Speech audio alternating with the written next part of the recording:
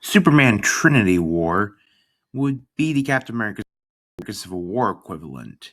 It's a Superman movie, but it's also like a proto Justice League movie. This movie would see General Zod, as alongside his companions, Feora and Non, escaped from the Phantom Zone and coming to Earth to take on Superman, who gets assistance from both Superboy and the Justice League.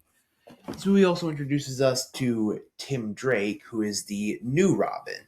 During the third act, Zod actually kills Jonathan Kent, not directly, but he attacks him and Martha, and it leads to Jonathan having a fatal heart attack.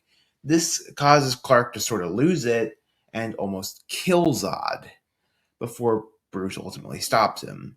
Overcome with shame over him almost killing one of his own people, Superman leaves Earth and goes into space, leaving the Justice League without its most powerful member.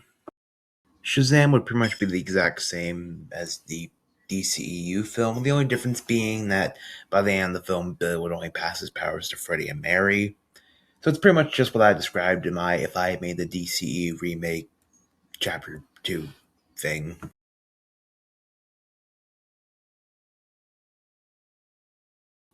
Earth would be pretty much what I described in my Reddit post, with the only massive difference being that something I really wish I did back then, Bernie would be the mastermind behind the whole RoboFizz incident and not Rolando.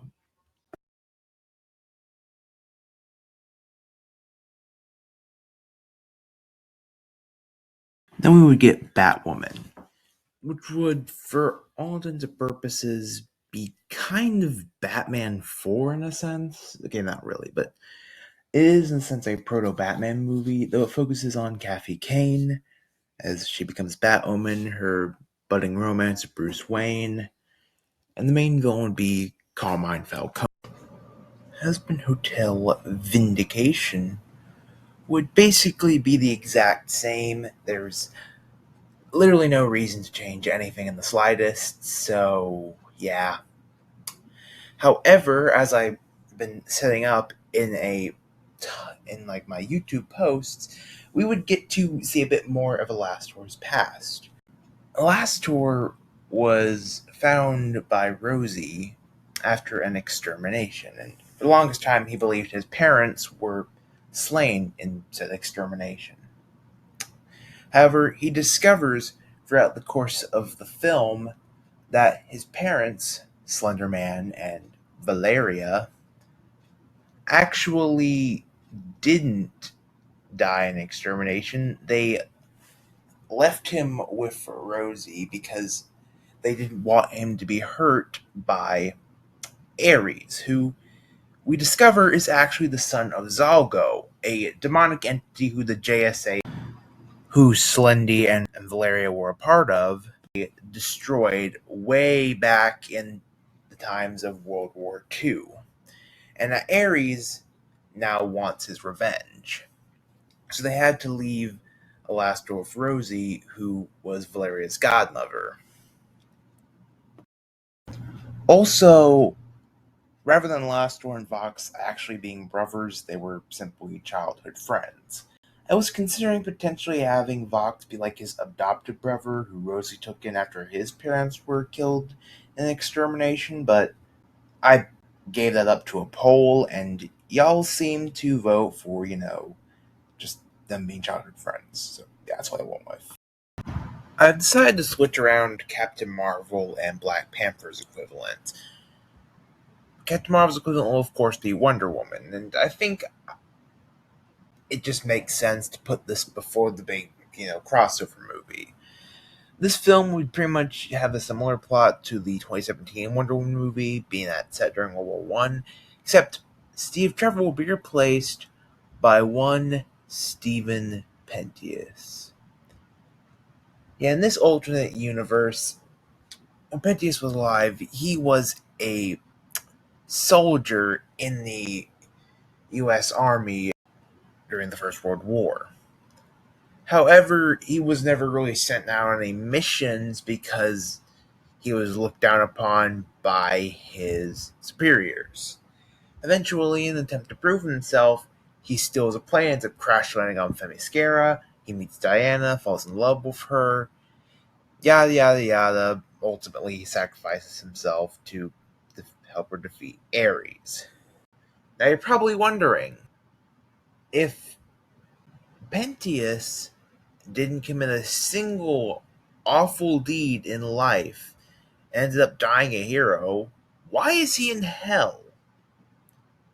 Well, let's just say you'll find out soon.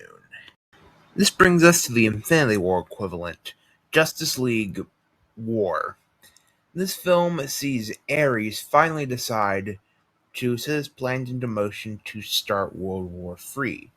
All of the heroes come together, but much like in Infinity War, they ultimately lose, with the big death of the movie being Vaggie, who is of course killed by Ares.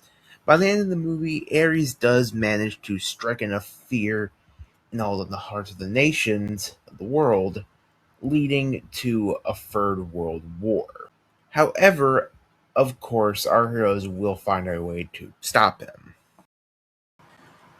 Before we get to the big finale to what I'm going to call the Ares saga, or the War saga, or something, we'd have two movies. First would be The Flashes. And this would sort of build off of what we learned in Hazbin Hotel 3, and we'd start to see more members of the JSA. This one introduced us to Jay Garrick, who works alongside Barry and Wally to take down Eobard Thawne, the Reverse Flash.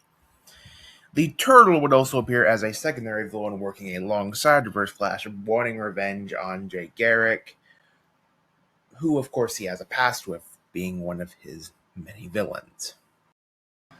Outside of one mention of Steppenwolf, Aquaman is basically the same. Justice League Endgame would be the culmination of every single movie. Pretty much every character returns in this one. And while pretty much all of them, including the ones who both appeared in the previous movie and the ones who would join the battle here, Serpentius, the unsung main character of this film, we discover that he did actually go to heaven when he died, and he became a member of the Exorcists, who in this continuity are being masterminded by Ares. Much like Vaggie's canonical backstory, he was eventually disgraced and banished to hell when he failed to kill a child, because he couldn't bring himself to do it. However, whereas Vaggie was found by Charlie, Serpentius was more or less left on his own and had to basically survive on his own, which is why he was initially so hesitant to join the hotel, because he has massive trust issues. The big death of the movie would, of course, be Batman, who died in a similar fashion to Final Crisis, taking out Ares with a enchanted bullet. This would, of course, set up a battle for the Cowl storyline for the Batman title to be fought over between Dick Grayson, Jason Todd, and potentially Tim Drake. Speaking of which, Batman Battle for the Cowl would be the epilogue to the saga. This film would see Dick, Jason, Tim, and two new characters, as being Azrael and Damian Wayne, fighting over who gets to become the new Batman. Of course, with Damian Wayne being introduced, Ra's al Ghul and the League of Assassins would be the main villains. Let's just say that Ra's was busy plotting something during the events of the first couple of Batman movies, which is why he has only now appeared following Bruce's death. To take a page out of the Black Lion's book, Azrael is the son of Ra's al Ghul and intends to become Batman and make his nephew Damian the new Robin in order to please his father. However, halfway through the movie, he realizes that his father is simply using him to further his own agenda, and so he and Damian turn on him and end up with the Bat family, who finally agree to give him the mantle of the new Batman. The movie would end with the Bat family taking on Ra's al Ghul, the League of Assassins, and an army of Man-Bats Ra's forced Kirk Langstrom to create.